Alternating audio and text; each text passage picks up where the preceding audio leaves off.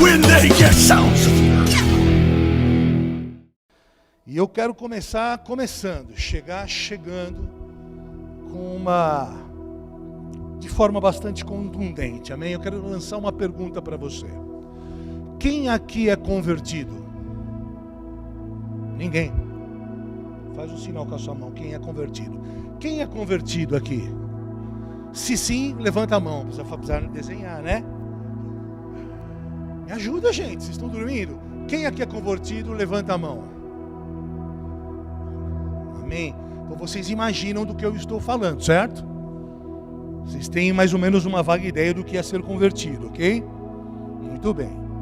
Algumas pessoas têm dúvidas acerca disso, mas eu penso que ao longo da mensagem isso vai cair por terra. Abaixa só um pouquinho, filho, por gentileza. Bom, a palavra conversão tem a ver com metanoia, com mudança de mente. A etimologia no grego aponta para uma mudança de direção 180 graus. Se eu estou vindo para cá, é como se eu tivesse que dar uma guinada 180 graus. Isso é uma metanoia, uma mudança de mentalidade.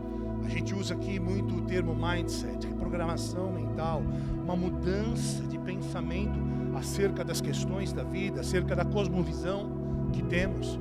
Isso é uma metanoia, isso é uma conversão.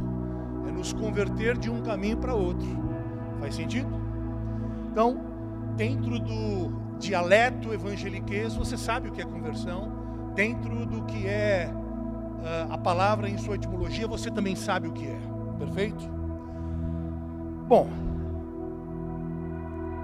mas como a gente perguntou aqui uma vez só e as pessoas ficaram assim com medo, às vezes as pessoas têm um pouco de receio para falar sobre essa questão, porque, de fato, a questão da conversão, ela só pode ser assegurada e avalizada através daquilo que a gente vê, através de um testemunho real.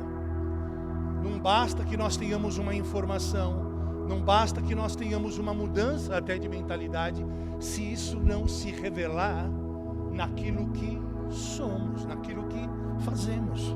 Faz sentido? Né? E é interessante a gente falar sobre isso, porque a Bíblia diz que nos últimos tempos haveria um grande derramar do Espírito, mas haveria também uma grande apostasia. E se nós não abrirmos a nossa boca para falarmos de Jesus, dificilmente as pessoas terão esta metanoia, ou esta mudança de direção, ou conhecerão aquele que supostamente eles enxergam como um Messias. As pessoas enxergam Jesus de todas as formas, e muitas delas, sobretudo no Oriente, enxergam Jesus como um mártir, mas não como um Messias.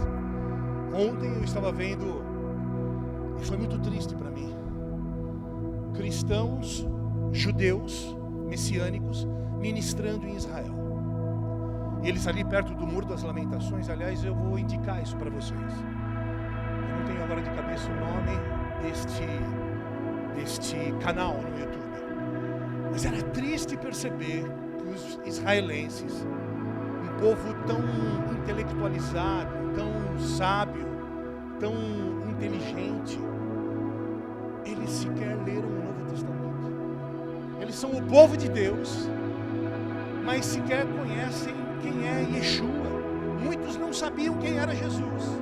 Ou quando se fala de Jesus, se fala, eu sei quem é Jesus. Jesus é o Deus dos cristãos. Eles são o povo de Deus. Eles não sabem quem é Yeshua, quem é Deus. E é interessante, e ao mesmo tempo que é duro e triste, a gente vencer essa dicotomia entre aquilo que nós nascemos para ser e aquilo que de fato nós somos. Porque a vida convertida é preto no branco, ou é dia ou é noite. E como Jesus disse, é sim, sim, não, não. E eu preciso vencer essa dicotomia para me parecer de fato com aquilo que eu sou por dentro. Faz sentido isso? Para além dessa dicotomia de estar cheio ou vazio, de falar ou calar, de ser preto ou branco, dilema entre o que eu deveria fazer e o que eu realmente faço, eu preciso de fato, apresentar ao mundo o que eu sou por dentro. Faz sentido? Volta e meia, a gente vê na mídia, na grande mídia, alguns relatos de pessoas famosas que se converteram. Você já viu isso? E aí a gente se apressa em ficar muito feliz. E claro que a gente fica feliz, porque outrora essas pessoas estavam vivendo de uma maneira desregrada e agora supõe-se que eles se converteram. Então a gente comemora. Uau! Essa pessoa, esse artista, esse cantor sertanejo, essa modelo que outrora era toda sensual, agora está falando de Jesus. Uau, esse cantor famoso em pleno, sei lá, Rock in Rio, agora parou o show para falar de Jesus. Vocês já viram isso acontecer? Isso está acontecendo. Por um lado isso é muito bom, mas por outro lado nós precisamos avalizar se de fato isso é real. Por que eu pergunto isso?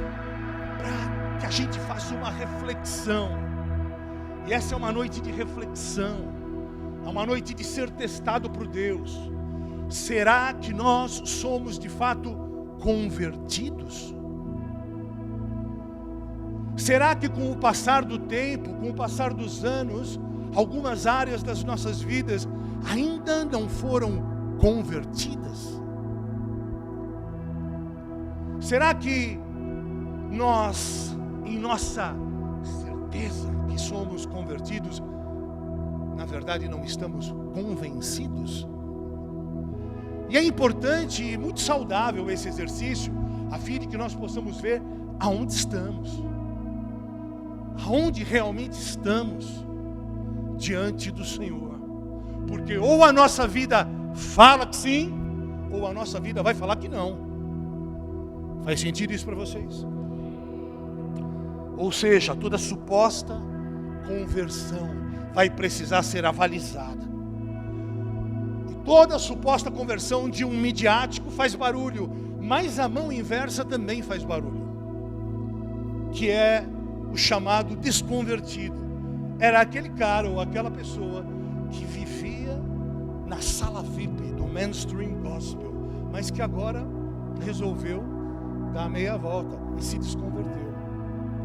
Tinham pessoas que estavam no palco do Descent, um dos maiores movimentos, um dos maiores últimos movimentos contemporâneos na Terra, mas que agora se gaba de não ser crente.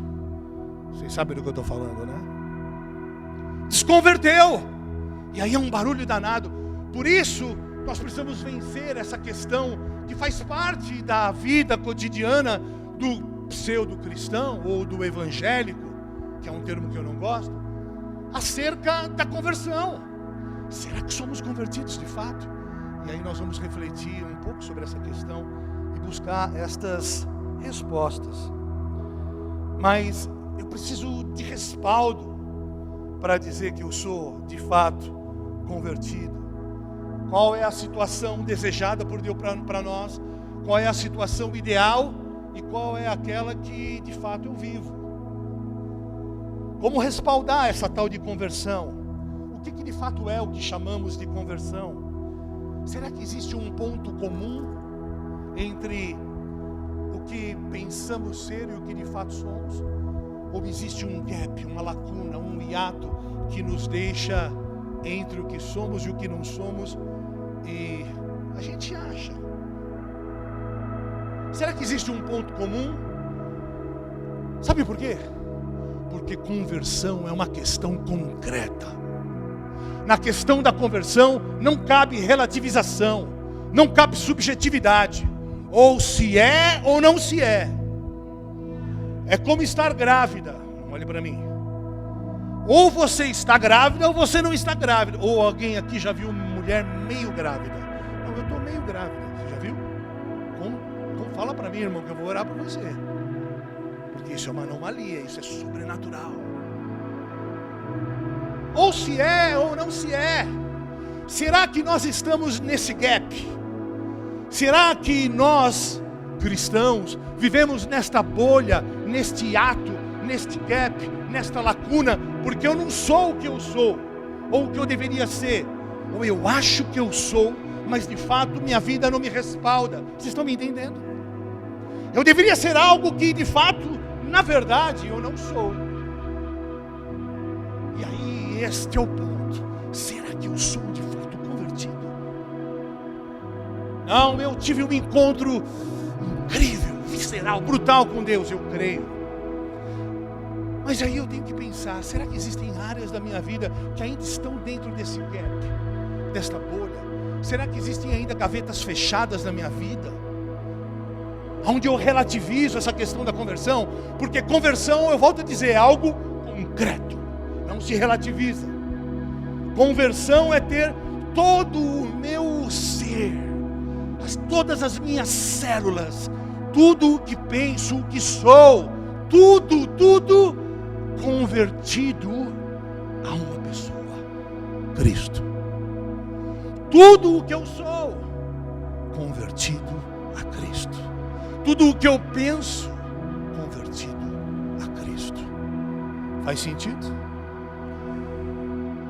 Enfim, hoje é o dia em que a gente vai se olhar aonde estamos dentro desse espectro da nossa espiritualidade, para que a gente saiba de fato se nós estamos convertidos mesmo. Você está disposto a fazer esse exercício? E eu dei o título dessa mensagem de Coreografia da Fé. Vocês lembram semana passada? Essa palavra era para ser ministrada semana passada, mas Deus não deixou. Quem estava aqui a semana passada? Como é que foi? Foi uau. Se eu pudesse dar um adjetivo bom, foi uau. Não teve mensagem. Essa mensagem que iria ser ministrada semana passada era essa, que vai ser ministrada hoje. Deus te trouxe hoje, então aperta o cinto, meu irmão, porque você é um bem-aventurado, você está aqui. E a mensagem é Coreografia da Fé, e nós vamos entender o que Deus está querendo dizer. Voltando a falar dessas pessoas supostamente convertidas, e eu falei que naturalmente a gente se alegra porque a gente é extremamente apressado em acreditar que é genuíno, e a gente deseja que seja genuíno, e eu não estou aqui para questionar A, B ou C, não é isso. Eu estou aqui para te provocar, a olhar para si, a olhar para dentro, a olhar para o espelho, a fazer um exercício no sentido de separar-nos do que somos e do que não somos, para nos alinharmos e nos ajustarmos, para encontrarmos a centralidade da vontade de Deus. Porque viver nesse gap, meu irmão, vai prejudicar de maneira cabal a nossa vida. Porque nesses últimos dias, em julho de 2023, não vai mais dar para o cristão relativizar. E vocês vão entender aonde Deus quer chegar. Em tempo de abundante fake news, nós precisamos em todo tempo estar atentos para não nos deixarmos ludibriar com questões de toda natureza que pode atrapalhar a edificação da nossa fé, ou a edificação daquilo que Deus confiou a nós, a igreja do Senhor, homens à estatura de Cristo. E a conversão real, nada ou pouco tem a ver com questões exteriores, não tem a ver com você usar uma grife evangélica. Aliás, fica de pé, Everton. Que lindo que você está, filho. Dá uma voltinha. Dá uma voltinha. Sensacional esse moletom, né? É da grife G0. Mas isso não te torna um cristão. Não basta você usar a grife da moda. Não basta você usar uma grife evangélica. As questões exteriores pouco falam a nosso respeito. Faz sentido isso para você? Pouco falam, em alguns momentos falam. Mas conversão não tem a ver com essas mudanças exteriores. Não tem a ver com frequentar um prédio aos domingos.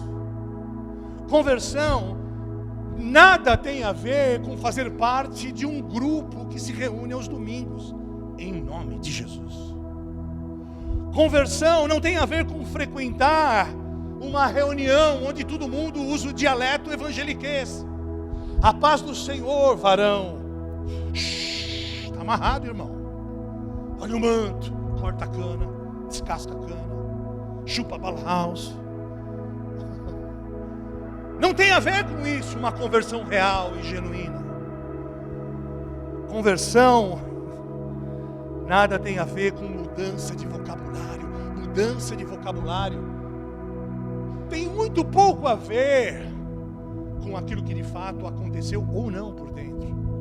Mudança de vocabulário não nos distingue em nada das outras pessoas da sociedade. De repente só pode mostrar que a gente é um boneco orgânico religioso, que a gente faz parte de alguma patota, de algum grupo, de algum clube, de algum sistema, até de alguma igreja. Não significa nada. Ou seja, ouvir alguém na rua falando, está amarrado, e você dizer, a paz do Senhor, irmão, eu sabia que a gente tinha algo em comum. Não quer dizer nada, quer dizer apenas que você é negligente. Quem está aqui? Mas o que nos coloca de fato no hall de filhos? O que de fato nos coloca neste hall distinto de embaixadores de Cristo, de administradores do reino, de ministros competentes do novo pacto? O que é que nos faz de fato convertidos para além daquilo que eu já falei, que é um testemunho que fala? E aí eu quero recorrer a um dos homens mais brilhantes que já pisou na face da terra, para junto com você nos deixar ser provocados. Está disposto? Eu quero analisar com você a vida de Saulo de Tarso, que depois, mais tarde, batizado por Lucas, usaria o seu nome romano, Paulo, para poder alcançar mais pessoas. E ele foi conhecido como o apóstolo dos gentios. Olha que lindo. E aí Paulo, de fato, ele nos faz pensar o que é a conversão. A ponto de eu mesmo ficar olhando para mim, será que eu sou convertido? Porque Saulo de Tarso era um homem absolutamente singular. Por acaso você já fez essa pergunta? Talvez, não sei. Será que eu sou crente mesmo? A gente tem visto muito, porque agora ele é o bola da vez, infelizmente, André Valadão. E ele, ao mesmo tempo que ele é firme, forte, ele é muito engraçado também, porque aquele jeito mineiro dele, ele acaba sendo muito engraçado. E ele tem um hashtag, né, uma frase de efeito, diz, você não é crente não. E a gente precisa olhar para o espelho e dizer, será que de verdade, de fato, eu sou crente? Enfim, a gente precisa se autoavaliar sempre, para saber de que lado da margem nós estamos. E isso é muito saudável. Por quê? Porque a religião tem muita maquiagem. Porque a fé tem muita coreografia. Porque o cristianismo tem muitas roupagens que parecem ser. Quem está aqui comigo? Mas olhando para a vida de Saulo, o que ele nos comunica? O que ele nos ensina agora em julho de 2023? Vamos lá, vamos olhar um pouquinho para a vida deste notável. Saulo era, aos olhos da sociedade, inquestionavelmente convertido. Eu vou repetir. Saulo de Tarso era, aos olhos da sociedade, inquestionavelmente convertido. Saulo, ele era o homem a ser seguido. Saulo era aquele homem, penso eu, brincando aqui, onde as pessoas diziam assim, é desse jeito que eu quero ser quando crescer. Eu quero ser como Saulo. Saulo frequentava um ambiente, uma geografia dos mais nobres homens de Deus da época. Ele fazia parte do maior grupo, do maior expoente grupo religioso da época, os fariseus. Olha só. Não existiam homens considerados mais notáveis no que tange a ser ou não de Deus do que os fariseus, zelosos. Se havia alguém aos olhos da sociedade que tinha esse absoluto aval de homem de Deus, era ele. Saulo de Tarso. E ele já fazia parte desse círculo religioso. Ele já transitava dentro das recâmaras da religião. Mais do que isso, Saulo tinha todas as credenciais que o colocavam na mais alta categoria dentro do tido povo de Deus. Saulo de Tarso. Saulo era tão admirado que ele batia no peito e dizia assim: olha, eu sou o mais zeloso, eu sou o mais estudioso. E depois eu vou ler para vocês Filipenses 3. E ele era tão zeloso, era um zelo literalmente mortal, pois havia se tornado um caçador feroz. Sabe de quem? Dos insurgentes, eu e você. Os discípulos de Jesus. Tem discípulo de Jesus aqui? Ele era admirado por ser caçador de insurgentes. Na cabeça de Paulo, os discípulos de Jesus, o Jesus de Nazaré, era o mais alto tipo de insurgente, rebelde. Saulo era tão homem de Deus, mas tão homem de Deus, que ele vinha da cidade de Tarso. Cidade de Tarso era berço dos maiores intelectuais da época. Como se não fosse isso muito, ele ainda havia estudado com Gamaliel, um dos maiores rabinos da época, um dos homens mais sábios da época. Durante 5 anos, ele foi discípulo de Gamaliel. Ambos proeminentes, ambos fariseus. Ele um intelectual, ortodoxo, judeu, detentor de todo o conhecimento da Torá, da lei oral, profundo conhecedor, capaz de citar os filósofos gregos. Esse era Saulo. Esse era Saulo. Como se não bastasse tudo isso, além de judeu, ortodoxo, sábio, intelectual, além de versado em letras, além de profundo conhecedor da lei oral, da Torá, além de ser o que era, ele era ainda cidadão romano. Ele não precisava de passaporte. Está vendo, Juninho? Ele não precisava de visto. O cara transitava por onde ele queria, porque ele era cidadão romano. Pensa num cara sensacional. Saulo era o Brad Pitt da religião. Ele era o cara. Saulo de Tarso, o grande. E em Filipenses 3 ele descreve a si próprio: no tocante à justiça que vem da lei, eu era irrepreensível. Uau! Ele era o cara. Pois é, aqui começa a nossa reflexão. Contudo, porém, todavia, para Deus, não era assim que ele ouvia. Para Deus, o que Saulo e a sociedade chamavam de conversão não passava de uma coreografia equivocada de fé.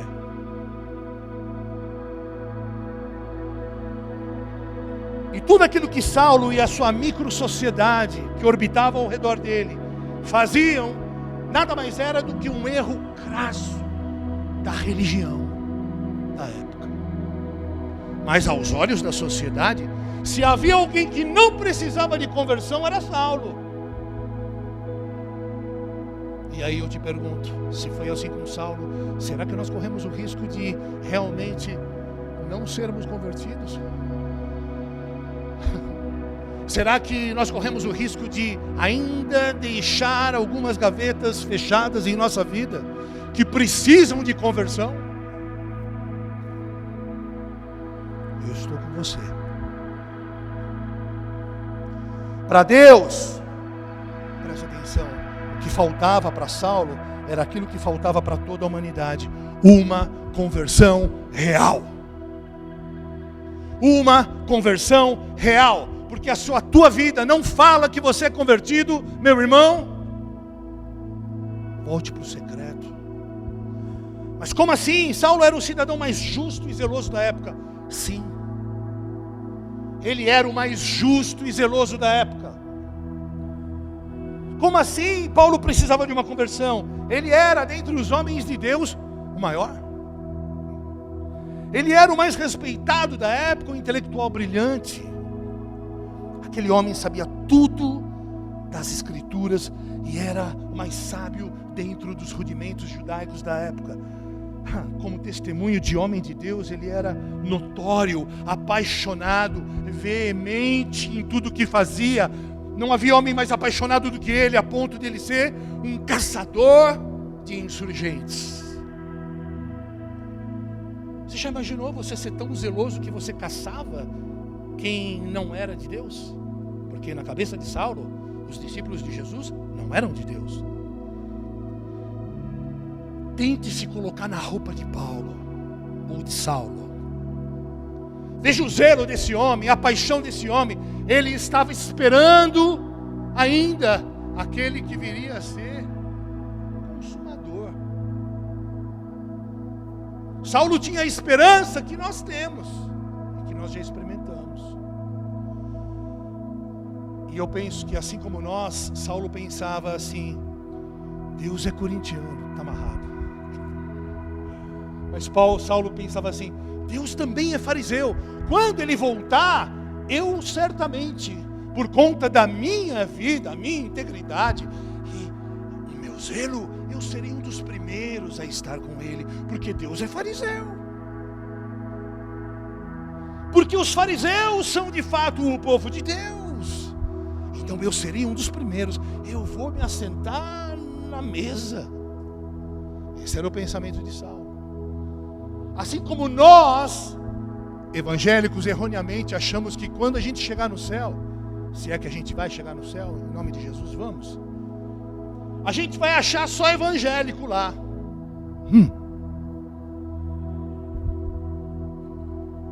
Bom, corintiano eu sei que vai ter também.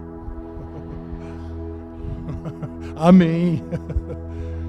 Posso ouvir um amém? Apesar de... Posso ouvir um amém? A gente acha que é de acordo com a nossa ótica, é de acordo com a lente que a gente usa. Paulo achava que o céu era lugar de fariseu.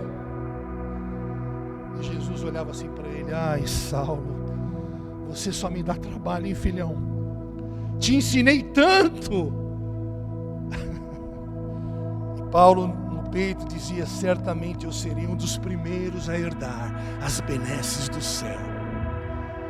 Portanto, essa história nos conta até aqui como essa história dessa tal conversão pode ter uma visão equivocada a partir da lente de um observador igualmente equivocado. Se nós temos uma lente, um óculos equivocado, nós podemos observar todas as questões ao nosso redor também de uma maneira equivocada. E tudo que nós fazemos hoje, em nome de Deus, pode ser apenas uma mera coreografia de fé. Quem está aqui? Essa história de Saulo começa a ficar interessante a partir do momento que Jesus entra na história, já migrando de Jesus de Nazaré para o Cristo. E aí ele vai inaugurar uma nova dimensão, uma nova aliança, um novo pacto. Ele vai inaugurar um novo homem, uma nova classe de homens, uma nova natureza, como disse a Lari. E aí tudo começa a mudar, porque dentro do beneplácito de Deus, ou do propósito perfeito de Deus, aquelas coisas precisavam acontecer. E então Jesus de Nazaré agora começa a caminhar para o desfecho do seu beneplácito, para que ele, cumprindo o seu chamamento, ele pudesse inaugurar essa nova dimensão, esse novo tempo, para que ele pudesse inaugurar, aliás, derrotar o maior inimigo da humanidade e fazer com que esse novo homem viesse à terra. Para isso ele precisava destruir o maior inimigo da humanidade. E quem era o maior inimigo da humanidade para Saulo? Jesus, os seus discípulos, os insurgentes. Quem era o maior inimigo para a sociedade romana? Aliás, sociedade da época? Roma? César? Os malucos que andavam com eles?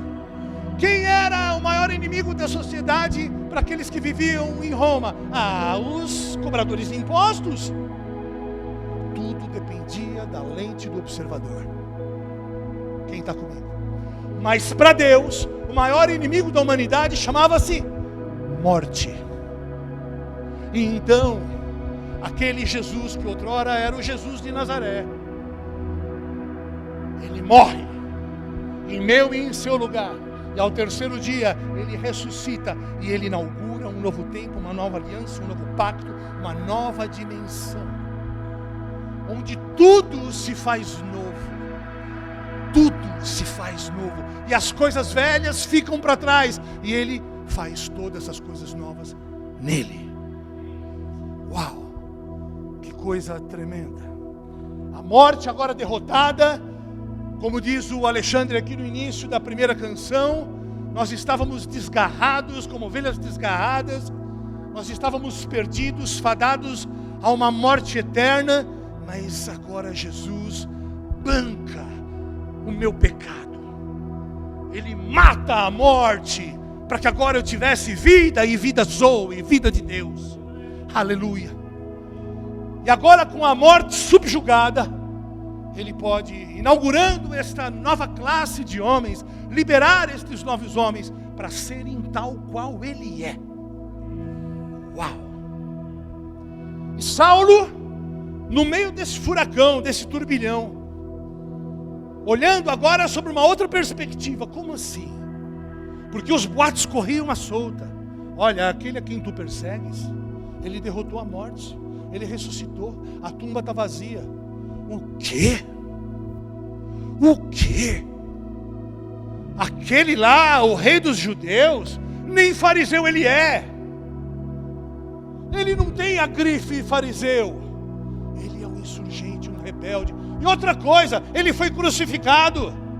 Somente os ladrões são crucificados. A prova cabal de que ele não tem essa estirpe de rei e de que ele não inaugurou nada é que ele foi crucificado. Pois bem, ele foi crucificado. Mas ao terceiro dia, a notícia que se corre por aí é que ele ressuscitou. Uau! Não pode ser! Saulo fica louco. Uau! Eu imagino aquele homem, caçador, visceral de cristãos, agora bugado. O que eu estou fazendo? O que está acontecendo? Não pode ser! E ele queria provar para si mesmo de que ele não poderia estar errado, porque se aqueles homens estivessem certos, ele estaria errado, e bem errado. E essa é a pergunta que te faço. Será que em algum momento, olhando para as nossas vidas, nós não corremos o risco de algumas áreas da nossa vida nós estarmos bem equivocados, bem errados, a ponto de ser necessário uma outra lente para que nós possamos ajustar a nossa vida agora, urgentemente? E então Saulo, nessa desesperada corrida, vendo essa transição, ele totalmente atônito, ele se depara num lugar chamado Estrada de Damasco, ainda detendo cartas de liberação para matar cristãos. Vocês devem conhecer a história, lá em Atos 9, para mim uma das passagens mais poderosas de todas as escrituras. Atos 9, leia hoje na sua casa. Atos 9, a Bíblia diz que ele respirava ainda contra os insurgentes, eu e você, buscando a morte deles, com as cartas de autorização. De repente, ele vê uma luz que excede em poder a luz do sol. Pá! Uma explosão cósmica, uma explosão nuclear. Entenda como você quiser. Pá! Uma explosão que o joga ao chão. E quando ele é jogado ao chão, ele imediatamente ouve uma voz: Saulo, Saulo, por que tu me persegues?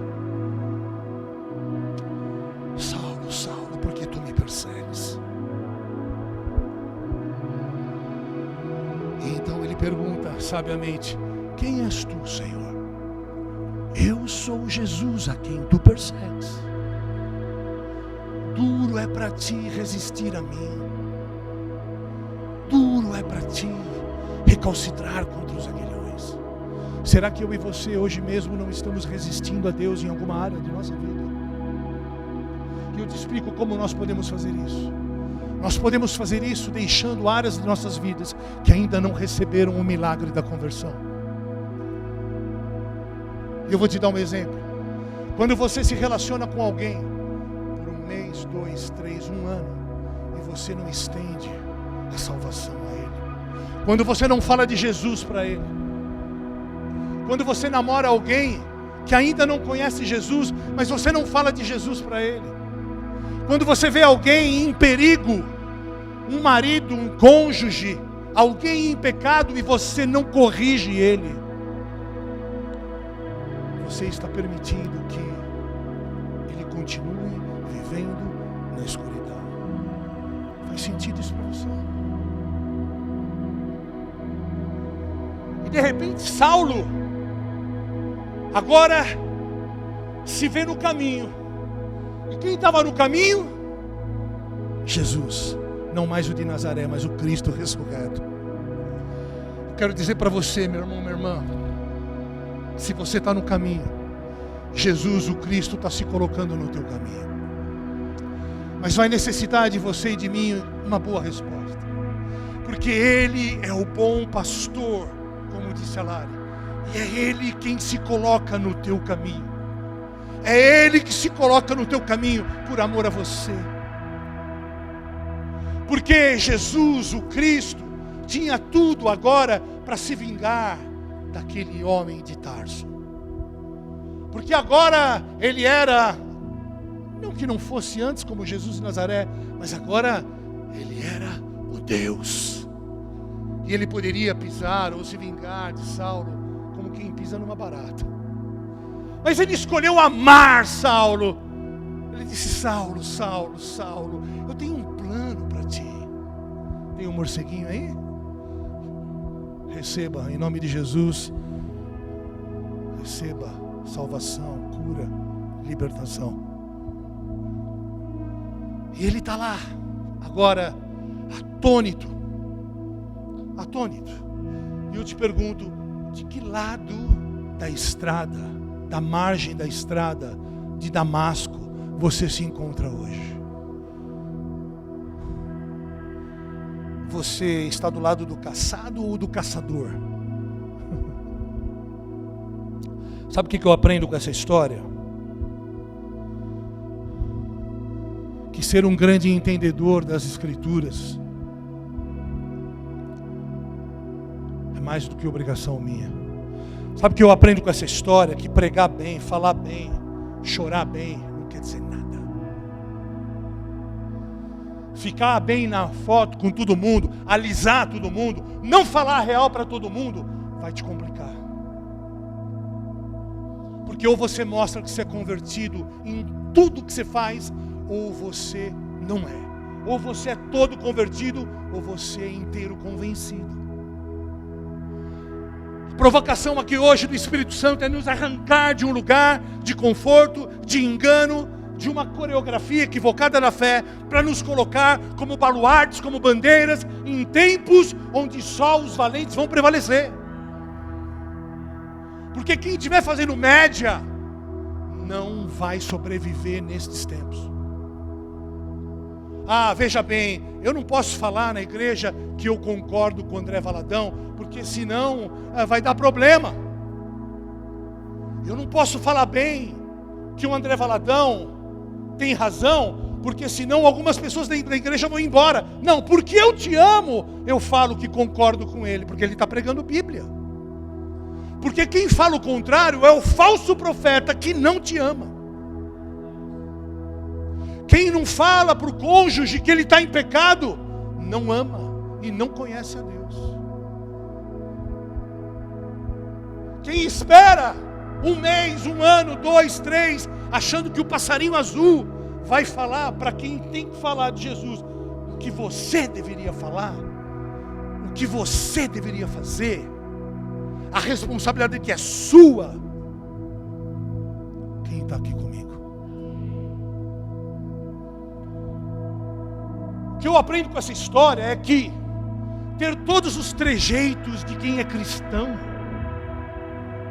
fazer parte de uma instituição que diz amar Jesus, não quer dizer nada.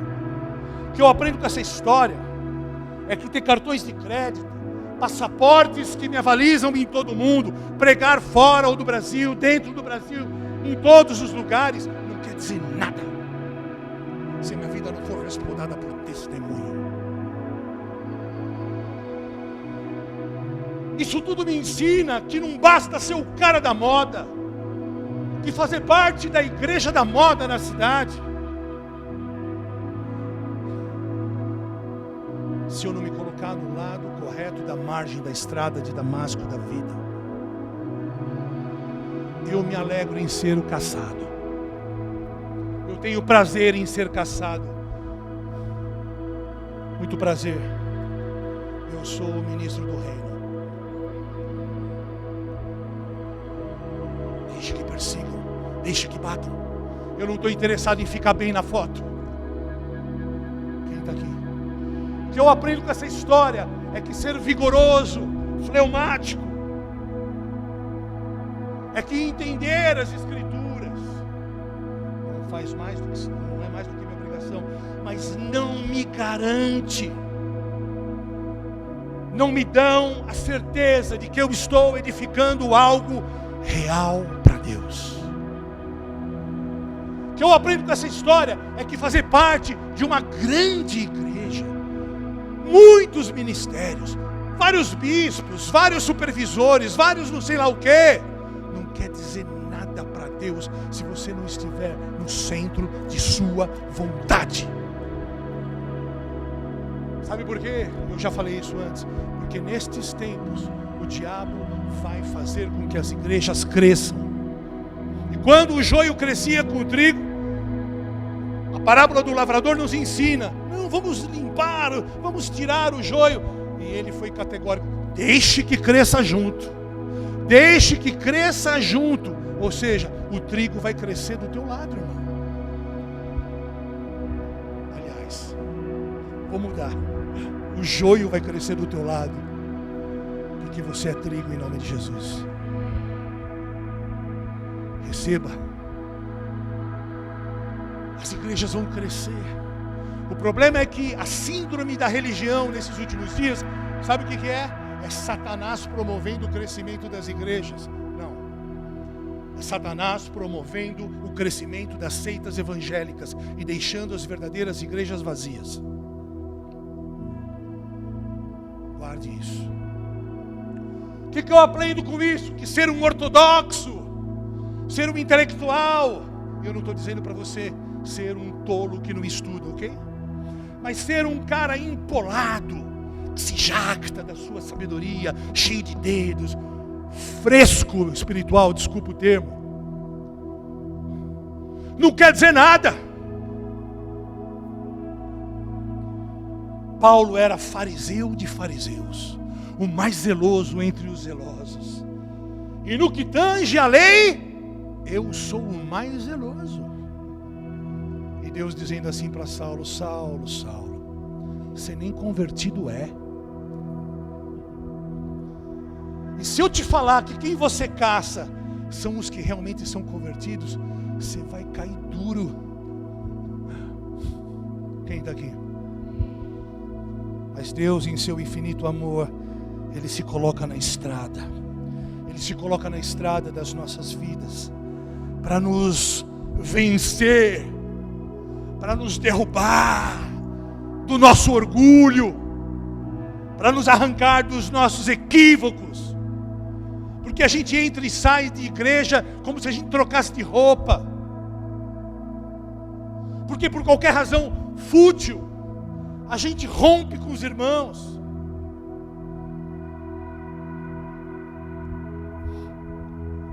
Paulo de repente tem aquele encontro absurdo. Paulo não teve um encontro com uma tribo.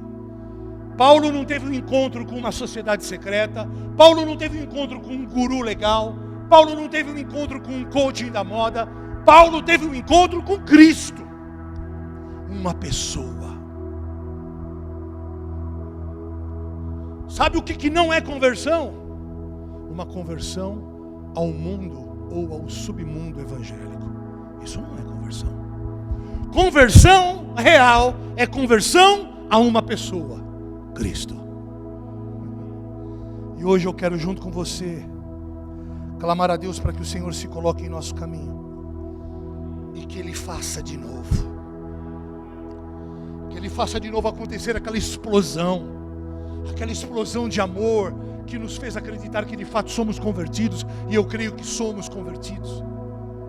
E a gente vai precisar hoje olhar para estas áreas de nossas vidas que talvez precisem deste choque novamente, deste tombo pedagógico novamente, para que nós possamos olhar para nós mesmos e dizer: Senhor, me demova deste lugar de engano, onde na minha vida isso mais parece uma coreografia do que de fato se parece com o Cristo.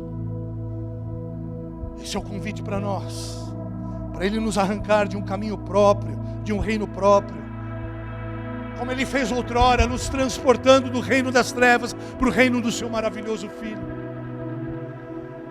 Eu tenho certeza que essa é uma mensagem para nos fazer pensar. E é saudável a gente perguntar se realmente existe alguma gaveta fechada.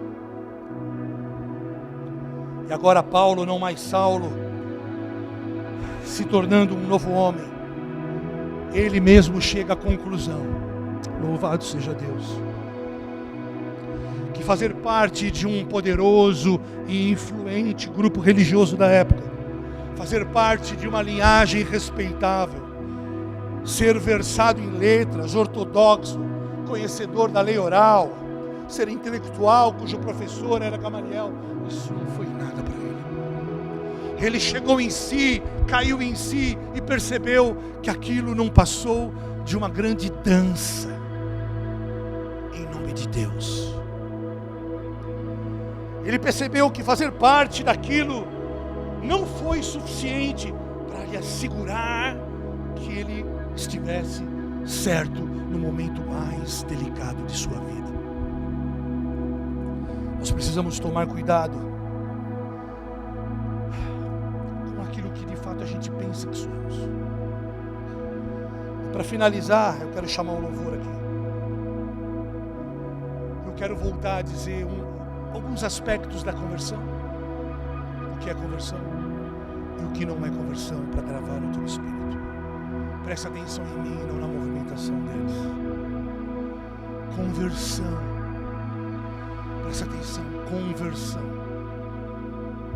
É a conversão dos meus pensamentos, das minhas intenções, da minha alma, da minha psique, de tudo que orbita a minha vida, minha casa, minha família, meus filhos, minha história, meu legado, meu passado, o que eu creio que será o futuro, tudo ajustado e tudo submetido à soberania daquele que é o Deus do universo. Tudo. Sem relativizar nada, sem subjetivar nada, tudo alinhado àquele que é o verbo vivo, as Escrituras, o verbo que se fez carne. Todo ponto.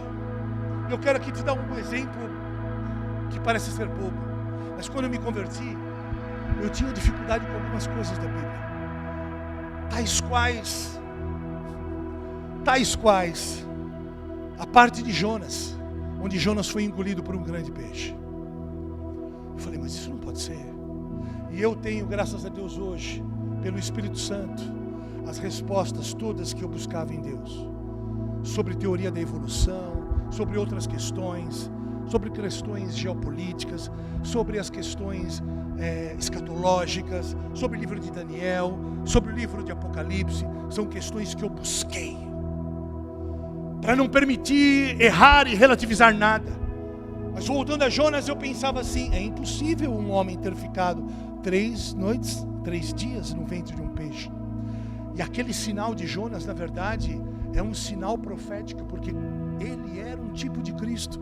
Os 3 dias no ventre do peixe apontavam para os 3 dias que Jesus ficou na escuridão, tomando a morte, a chave da morte. E quando ele é cuspido na praia, isso é um apontamento profético para quando Jesus ressurge, é ressurreto. E aí um dia eu ouvi numa rádio alguém dizendo assim: mas essa questão aí de Jonas e tal. E a pessoa disse assim para ele: olha, eu creio tanto na Bíblia, mas tanto na Bíblia, que se a Bíblia dissesse que não foi a baleia que engoliu Jonas, mas que Jonas engoliu a baleia, eu também creria. E aí eu fiquei imaginando, e aí, apesar de ser engraçado e ser ao mesmo tempo uma resposta nada teológica, nada inteligente, aquilo moveu meu coração para entender que a Bíblia diz que as coisas, como é que é a passagem assim? Que as coisas que pertencem, como é que é? Isso. As coisas reveladas pertencem ao homem, e as coisas escondidas pertencem a Deus. Então assim, o que me foi revelado pertence a Deus, ao homem, e as não reveladas pertencem a Deus. Eu descansei naquilo, e eu creio que Jonas realmente ficou no ventre da baleia aqueles 3 dias. Você crê também? Eu quero te convidar hoje a avaliar seu coração e abrir algumas gavetas da sua vida para ver se realmente existe conversão genuína em toda a sua vida ou só em parte. Ou de maneira um pouco mais contundente, se de fato você é convertido. Porque conversão é quando a gente sai da dimensão do conhecimento da história de Jesus de Nazaré e migra para uma experiência de morte. A gente migra para o filtro da cruz e se permite morrer para as nossas vontades, renunciar, ter uma vida de quenoses, esvaziamento, para que eu possa me encontrar do outro lado da margem, agora ressurreto com Ele. Faz sentido? Ninguém pode dizer que é convertido se não passar pela cruz. Está cheio de gente dentro da igreja que conhece a história do Jesus de Nazaré, mas ainda não teve um encontro com um homem que atravessa paredes e tem as mãos perfuradas. E o que Deus quer de nós hoje é que nós deixemos essa dança religiosa para que nós nos tornemos estas bandeiras que vão mudar o mundo. Estes homens que, sem palavra alguma, entrando no ambiente, vão curar pessoas. Pessoas que quando entrar na sala de aula da faculdade, vão transformar a vida de outros. Você precisa acreditar nisso. Que quando você entrar no ônibus, as coisas vão mudar. Que você é um baluarte, que você é um luzeiro, que você é um embaixador. Você precisa acreditar nisso. E você precisa andar como se fosse isso. Conversão tem a ver com esta kenosis, que é uma palavra grega que fala de esvaziamento. Eu me esvazio de mim mesmo para ser cheio dele. Tem a ver com renúncia. Tem a ver com a morte do self. Tem a ver com a morte do eu. Se tiver que ficar mal com as pessoas, eu vou ficar mal. Mas eu quero falar a verdade. Se tiver que rachar o pau com o meu cônjuge, eu racho. Mas ele não vai pecar na cara dura, não. Vocês estão me ouvindo? Eu não vou fazer vista grossa para os pecados do meu marido, nem da minha esposa, nem dos meus filhos. Se tiver que rachar, eu vou rachar. Leia-se rachar de uma maneira sábia e inteligente, ok? Você não pode abrir mão da verdade. Posso ouvir um amém? Deus te pergunta hoje, agora, você já se esvaziou hoje? Ou você está cheio de si?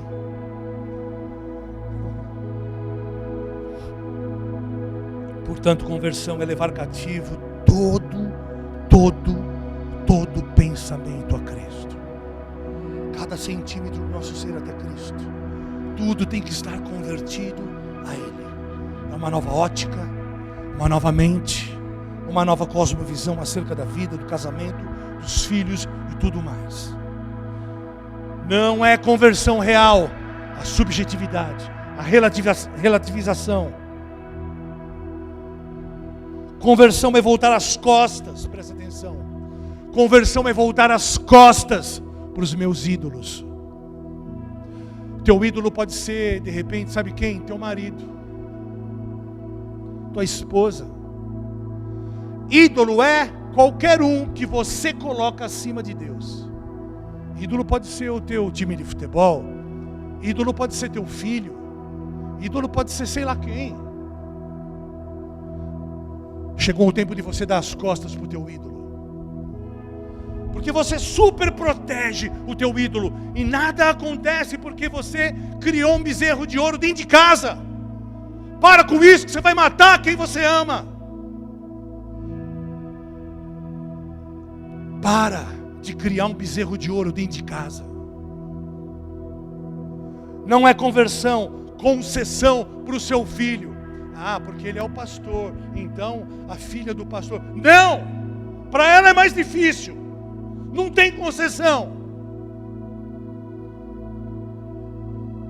Não é conversão você não assumir o seu papel e não dizer para o seu namorado ou para a sua namorada: meu irmão, você vai para o inferno se você não mudar. É claro que eu tenho que entender que tudo deve ser feito e falado de uma maneira correta, no tempo correto, da maneira e da forma correta, com ética, com amor, com cuidado. Vocês estão entendendo? É claro que eu não vou chegar para alguém e falar: você vai para o inferno. Existem momentos que cabe fazer. Quem está aqui? Mas quando eu digo isso, eu estou sendo contundente para você entender que tem que acabar a relativização. Porque amanhã, essa pessoa que você ama pode não estar mais aqui. Lembra o que foi pregado semana retrasada? Sobre o tempo. A gente precisa parar de ser bailarino gospel, de uma coreografia de fé bonita, mas equivocada. Quem está me entendendo? E a gente precisa parar de fazer ginástica hermenêutica para justificar fazer o que queremos e não o que devemos. Posso ouvir um amém? Se você não entende alguma questão, como disse a Lari, que é pregada dentro da sua casa, você não está honrando a sua casa, a partir do momento que você não faz o que é sugerido dentro da sua casa. Vou ter que falar. Depois que o Léo falou de primícias, 2 pessoas vieram me procurar para falar sobre primícias. Meu irmão, se você não entende o que é primícia, vai ler, vai estudar, se vira. Vocês não vão sorrir? Vocês não vão sorrir? Vai aprender, vai ler, busca literatura. Se o meu pastor me fala de algo que vai libertar a tua vida, se a gente fala que o tripé de uma vida perfeita na área das finanças compreende oferta, dízimo e primícia, como é que você consegue passar anos sem desejar aprender sobre primícia? Ok? Não é revelação ainda? Vai estudar. Vai estudar. Porque se você não vai estudar, você precisa de conversão nessa área. Saulo, aquele grande homem, estava absolutamente errado. E você acha que você está em tudo certo? Eu vou dizer para você, assim como o meu amado irmão aqui, tem muita coisa na minha vida que precisa de conversão.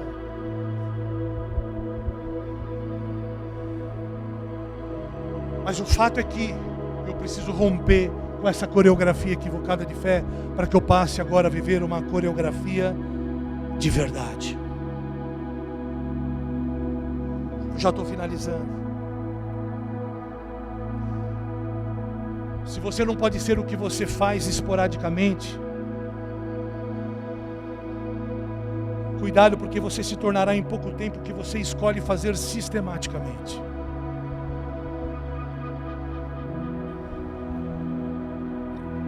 Eu quero viver a coreografia da verdade. Isso significa que nós não vamos ficar bem na foto com ninguém. Isso significa que um dia você vai ter que chegar para mim, me puxar de canto, de repente me corrigir e vice-versa. Se você me ama, você vai vir falar a verdade para mim. Você não vai me ludibriar e sair, contar uma historinha bonita para mim, me enganar, porque eu não te engano. Quem está aqui? Eu quero orar hoje para que a gente viva essa coreografia da verdade. E mais do que isso, eu quero que, assim como o Alexandre cantou, eu quero que Deus faça de novo conosco esse milagre de conversão em todas as áreas das nossas vidas. Mas sabe que eu também aprendo com isso? Que se um dia eu experimentei conversão, ainda que não na absoluta totalidade de todas as áreas da minha vida, isso significa que aqueles a quem eu amo também podem experimentar o milagre da conversão. O meu pai também pode experimentar o milagre da conversão. Porque se eu me converti, que era o pior de todos, minha mãe também pode se converter. Porque se você se converteu, os teus filhos também podem se converter. Não importa onde eles estejam, nós podemos nos converter. Nós podemos hoje nos converter dos nossos equívocos, dos nossos orgulhos, de uma dança equivocada, daquilo que chamamos fé, religião. Nós podemos nos converter. Nós podemos ver aqueles a quem amamos convertidos. Não é impossível, porque eu me converti. Eu era de fato o pior. Existem áreas que precisam de conversão, mas eu me converti.